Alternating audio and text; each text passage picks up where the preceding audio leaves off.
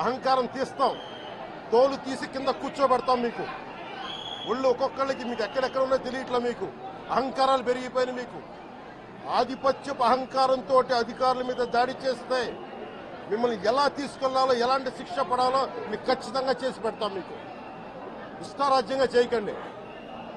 అహంకారంతో నడినెత్తి మీద కళ్ళు నెత్తికెక్కాయి. మీకు ఈ ప్రభుత్వం చాలా త్రికరణ శుద్ధిగా అందరం కూర్చొని మేము కలిసికట్టుగా ఉన్నాం. ఇక్కడ ఇది కూటమి ప్రభుత్వం, ఇది వైసీపీ ప్రభుత్వం కాదు. ఇది ఇష్టారాజ్యంగా మీరు చేస్తారంటే కామ్గా కూర్చునే ప్రభుత్వం కాదు. మీకు ఎలా చేస్తే, ఎలా నియంత్రిస్తే మీకు కిందకు వస్తారో మేము చేస్తాం. మీరు గాల్లో విహరిస్తూ ఉన్నారు. 11 సీట్లు వచ్చి ఇంకా గాల్లో విహరిస్తున్నారు. మొత్తం మీకు ఎలా కిందకి దించాలో మాకు బాగా తెలుసు. చేసి చూపిస్తాం.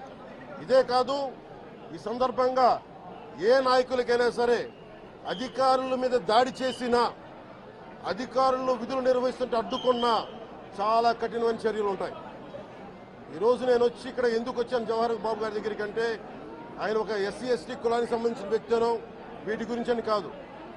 ఎవరైనా సరే ఇర్రెస్పెక్ట్ ఆఫ్ కాస్ట్ ఆధిపత్య ధోరణితోటి కనుక దాడి చేసి విధుల నిర్వహణకు అడ్డం వస్తే ఇది ఉపేక్షించే ప్రభుత్వం కాదు. ఎస్పీ గారికి కూడా చాలా స్పష్టంగా చెప్పాం.